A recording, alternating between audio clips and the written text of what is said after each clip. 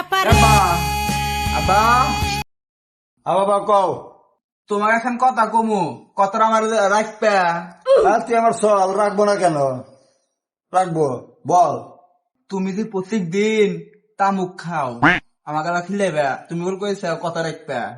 আরে বাপ, তো কথা দিছি, কথা না রাখে কি আর চলবো? চল। A few moments later. আব্বা আমাকে যখন তামুক খিলাইলে আমি তো পিনিকে শুয়ে দেখতেছি না, তাহলে তোমাকে এখন কথা কই। বল।